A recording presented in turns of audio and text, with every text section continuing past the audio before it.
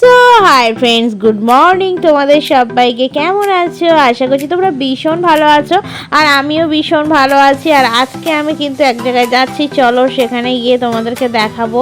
তো জানি না এই ভিডিওর মধ্যে সবটা দেখানো যাবে কিনা। যদি এই ভিডিওতে না সবটা দেখানো যায়, তবে নেক্সট ভিডিওতে আমি তোমাদের অবশ্যই সবটা দেখিয়ে দেব।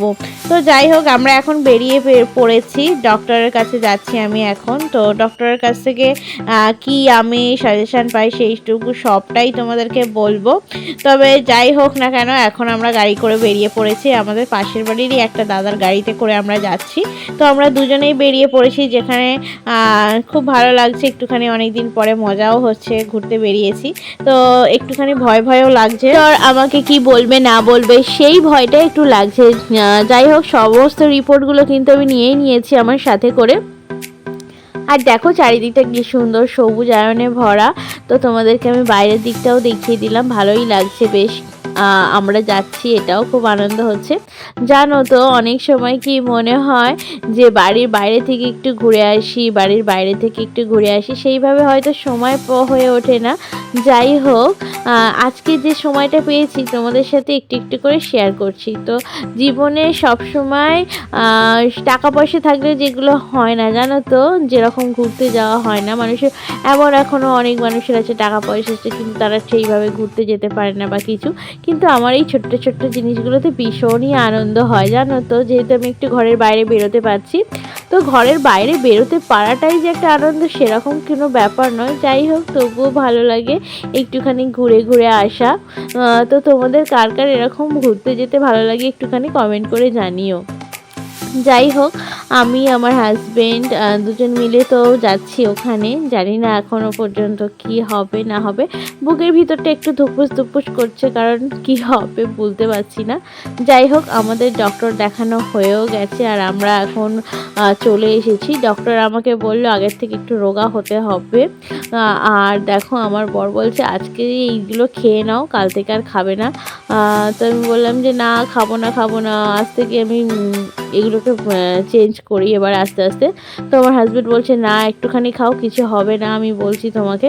তো জাস্ট একটুখানি আমি খাচ্ছি। ও আমাকে অনেক করে জোর করেছে, সেজন্য কাল থেকে আবার হাঁটা শুরু করব। আবার আস্তে আস্তে ধীরে ধীরে একটু একটু একটু করে রোগা হতে থাকবো, তোমরা দেখতেই পাবে। তো সমস্ত কিছুই তোমাদের কাছে শেয়ার করব। যাই হোক, আগে কিন্তু আমাকে একটা ওয়েট মেশিন কিনতে হবে, যেখানে আমি কিন্তু আমার ওয়েটটাকে মাপতে পারবো, বুঝতে পেরেছো? তো ওয়েট মেশিনটা কেনাটা আমার ভীষণ দরকার। তো এটা ছাড়া আমার মনে হয় যে রেগুলারলি যে আমার ওয়েটটা কতটা বাড়ছে কমছে, সেটা আমি কিন্তু দেখতে পাবো। আর দেখো, পুরো ট্রেন রাস্তাটা কতটা ফাঁকা এখন।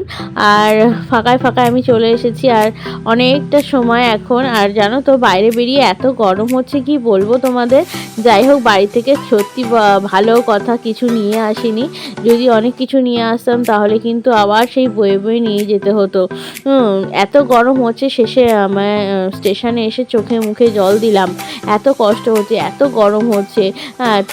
মানে ঠান্ডা পড়েছে বলে তেমন একটা মনেই হচ্ছে না। তো যাই হোক, তো অনেকটা রোদ ছিল জানো তখন, সেই সময়। সেই জন্য আমাদের কিন্তু একটু গরমও হচ্ছিল। আর গরম হচ্ছিল বলেই কিন্তু আমার খুব একটা ভালো লাগছিল না। যাই হোক, দেখো আমি একটু একটু করে সমস্ত কিছু একটু একটু করে খাচ্ছি। আর আজকেই কিন্তু আমার লাস্ট খাওয়া, কাল থেকে আমি আর খাবো না। তো এটা আজকেই খেয়ে নিই।